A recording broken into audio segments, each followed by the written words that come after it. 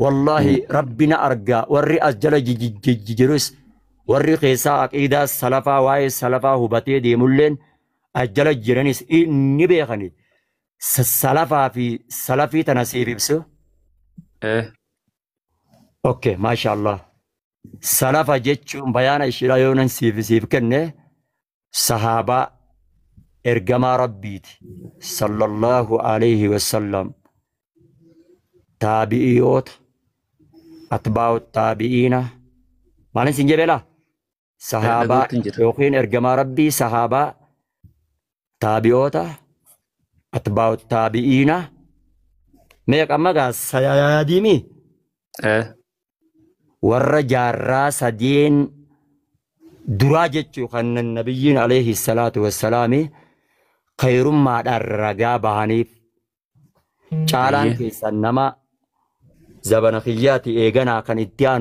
كان اتيانو حديث إمام أحمد مسند إساق ستو ديسي حديث خانا بخاري مسلم تقباس أيه أما قاس سلفا سيري فين بيخي عملا أيه يسي سي قليمي إيه ميس سلفا جيتشو مالنجي salafa jechuun taabi'a atbaa'u taabi'iina إرجما ربي تي في صحابة تابعة صحابة تابعوتا أتباع التابعين كذا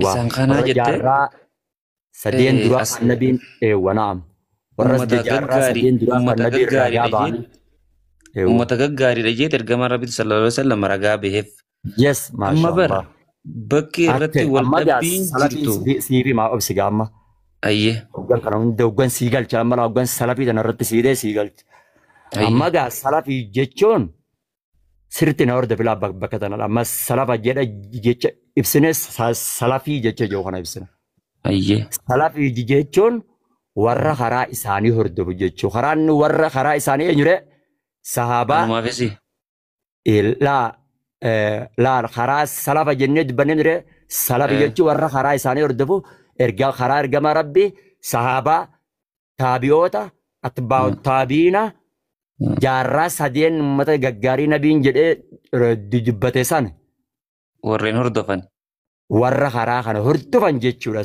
salafi jechuun amma gaa salafii jechuun aqiidaa keessatti dalagaa keessatti jecha keessatti ana salafiyyuun gaafa jettu ani nama sahaabaa hordofu jechu Allahu akbar mee jechi kana nama gammachiisu ni jira ani nama sahaabaa hordofu yaa bireessa yaqaan mis Yaa'ii nisbaa itti danqarree jechuusaa. kallattii amma ati nan ibsaati dubbatte qaan ayyee koy ani nama sahaabaa hordofu gaafa jette aqiidaa keessatti dalagaa keessatti gocha keessatti ani nama sahaabaa hordofuu gaafa jettu wanni kana caalaa ni jiraaree kanaaf ani nama sahaabaa hordofu jechuun ana salafiyyuun gaafa jettu ani nama sahaabaa hordofu ani nama gartee karaa sahaabaa irra deemu jechuudha karaa taabiyootaa irra deemu jechuudha karaa atbaa'u taabiinaa irra deemu jechuudha hayya amma gaa mataan salafaa eenyu jenneree kan duraa ergamaa rabbiiti jennee miti alayhi salaatu wassalaam allahu akbar ergamaa rabbii jala deemuu jechuudha karuma rabbiin subhaanahu wa ta'aalaa irra deemaa nuun jedhee quraana keessatti nu ajaje waan ta'eef akkasii hayyee waan ati jette kanarraa amma waa hin hubadhe dubbachuu carraa kana ta'a. Okay, fudhadhu. Amma jechi salafii jaamu silaa gadiin fiixadhaa. Silaa yaada kiyya kana keessaa kasii dhibee qabxii tanteenaa qabattee irra bareedanatti fakkaataa isa kana jechuudha gadi. Salafaa fi salafiyyaa amma gaa salafiyyaa. Salafiyyaan gaa amma karaa kam deemti beeyta? Gama kitaaba rabbiitii fi sunnaa ergamaa rabbii alayhi salaatu wassalaami deebi'utti hordofutti nama yaamuudha. Mana haja sahabaa hordofutti nama yaamuudha beekiyaa salafiyyaan tun. Wanni jibbaniif tana naa quba qabadhu gaa mana hajaaf karaa ergamaa rabbiitii fi karaa sahabaa quraanaa fi hadiisa qabadha. Laala dhageessee ni dhageessaami dhaga'uutti jira likkitti. Eewwa. Walumaa galatti salafiyyaan gara islaamummaa qulqulluutti siyaamu hubannaa sahihaan hubannaa sirriitiin hubannaa qulqulluudhaan salafiyyoonni jechuudha. Wanni salafiyyoota jedhanii kana jarri sahaaba hordofanii quraana hordofanii hadiisa hordofan jechuudha waan ta'eef. Kanaafuu salafiyyoonni mana hajjatti hidhatan malee zaata namaatti hin hidhatanii quba qabaadhu. Takkaas salafiyyaa zaata namaatti hidhattu hin agarree mana hajjatti hidhataniiti mana hajjatti si hidhachiisanii mana hajja jala si oofsisan.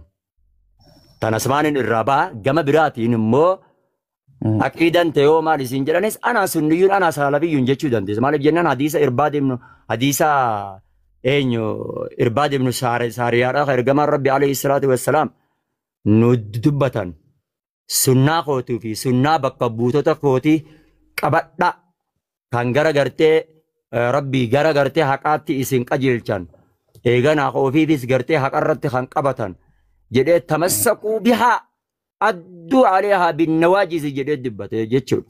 Hadiisa irbaad ibnu saariyaa san keessatti waa hedduu haasawaan waan argaman hundallee namni isinirraa jiraate khilaafa waa hedduu arguu jiraata. Kanaaf karaa bakka bu'oota kiyyaa qabadhaadhaan hunjan fa'aleekum bisunnati wasunnati al-khulafaa ar-raashidiin al-mahdiyyiin tamassakuu bihaa wa'addu aleehaa binnawaajiz وإياكم ومحدثات الأمور فإن كل محدثة بدعة وكل بدعة ضلالة جديد أبو داود نكستي نمني أبو داود مرة يقول لنا ديزا خنا جباسني لفخايا بارك الله فيك أنا فوق قابل كنت سوان سرب ده نجافت بارك الله فيك هيه وان بريد على دو تقلتومي زادك الله علما وفهما وهي سلفي جتجامو hedduu takka ibsa bareedaa kannite garuu ammoo akka nan hubadhetti jecha kan kee kanaa fi jecha alaas deemaa jiru yuunifin akkanitti hubadhetti wal bira qabee ilaale amma bakki irratti wal dhabbiin jirtu